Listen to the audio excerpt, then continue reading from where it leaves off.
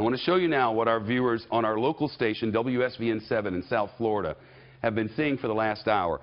This is the most likely track. You see the cone here. The cone includes everything from Tallahassee, Florida, east. The entire peninsula of Florida is in that cone of uncertainty. This is not saying everybody there will get everything, but the chances that the center of the storm, the eye of the storm, the 25-mile-an-hour eye of the storm that right now carries 175-mile-an-hour winds at surface level will pass somewhere in this cone.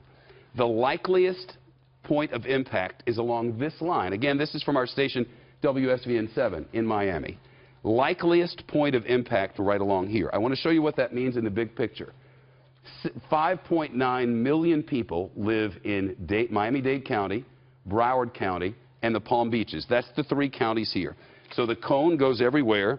The cone goes everywhere from Tallahassee. You saw the cone there a little bit ago. And it includes all of the peninsula of Florida. Clear, off. I want to bring this in a little bit so you can see the area of greatest concern. And I'm showing you this because this is as serious a storm in the 30 years that I've been doing this as anyone has ever covered. Part of it is it's so strong. The eye is so wide at 25 miles an hour.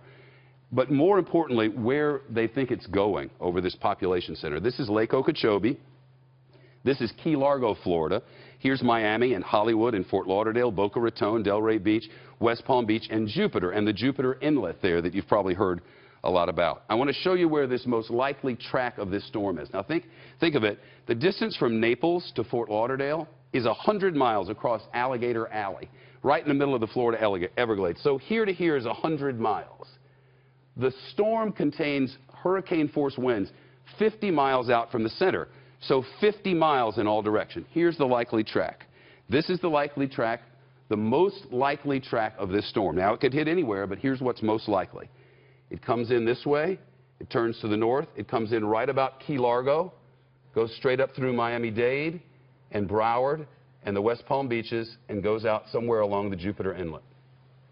That's the most likely track of this storm. And that is, for South Florida, absolutely the worst-case scenario for a hurricane of this kind. Because this storm, that's the most likely track. It could hit anywhere, but that's most likely. This brings 175-mile-an-hour winds at the surface, and 30 stories up in a condominium tower in a hotel, they're more like 200 miles an hour. There's no hurricane rating for buildings at 200 miles an hour, not 30 stories up. This brings a storm surge of 10 to 15 feet, which would cover all of this, all of it. All of this would be 10 to 15 feet underwater, all of it. And that's the reason why in zones 1 and 2 right now in South Florida, which is right along the coast from Key Largo all in through here, 1 and 2 has a mandatory evacuation now. Because if it happens the way they believe it's going to happen, if it happens the way it's being discussed right now in WSVN in South Florida, this will decimate South Florida. You got to hope it makes a turn to the east if you're in Florida, makes a turn to the east because the dry side of the storm is on this side. You hope that's what happens. But the most likely track is here. And if that happens, all of this is underwater. The windows are out at the top of those massive buildings all over Miami. The third tallest city in America. All the tops of those buildings. All of this is flooded. And everywhere the eye crosses, if the hurricane winds remain as they are now, 175 miles an hour, central pressure 922 millibars. Very strong. Down from 914 last night, but still very strong. The strongest storm of its kind to stay this strong for this length of time ever recorded. 185 miles an hour for 37 hours. That had never happened in the history of meteorology. Not recorded in the United States or anywhere on Earth.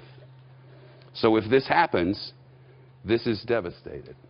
And that's why everyone who's been told they have a mandatory evacuation order, if your governor or your mayor or your emergency managers have said you're in a mandatory evacuation order with this storm on this day at this time, you have to evacuate, Rick. You have to, right? Yeah. So first of all, since the 60s, since we've had the satellite era, and I will tell you, generally the stronger storms that we see like this are in the West Pacific, those storms that hit the Philippines, Taiwan, Taiwan, those kinds of storms. This storm has looked a lot like that, and you're right, at 185 miles an hour, it's the longest duration of that we've ever seen in the satellite era. So the longest we've ever seen a Cat 5 is 3 days, and we're at almost 2 days right now. So, and I think there's a good chance we're going to see that. I tell you, the Turks and Caicos in the short term are about to get pummeled from this storm with a Cat 5. Probably a 15 to 20-foot storm surge going over those islands. A lot of those islands are not that tall. That means a lot of those islands getting a complete washover.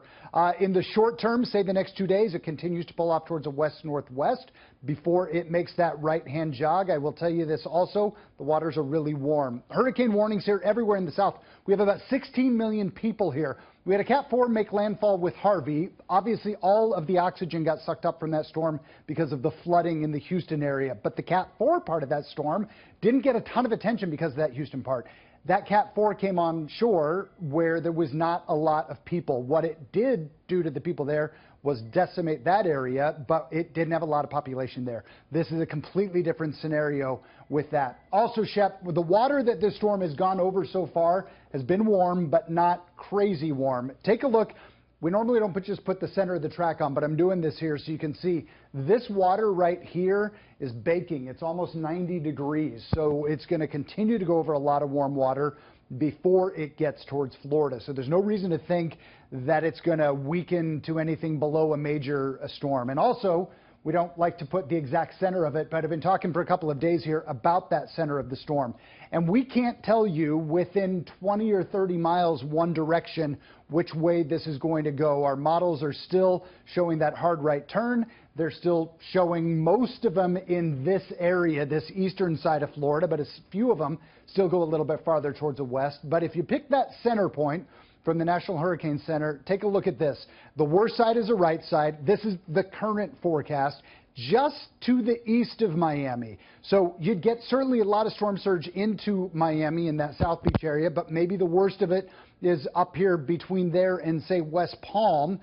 If it goes a little bit offshore, it never loses its moisture source, and it's a much worse scenario for Georgia or South Carolina, whichever area it gets. But fluctuations in here are going to happen. We probably won't know really until we see that turn happen on Saturday exactly where this is going to go. That means all of these 16 million people here need to make their plans to get out.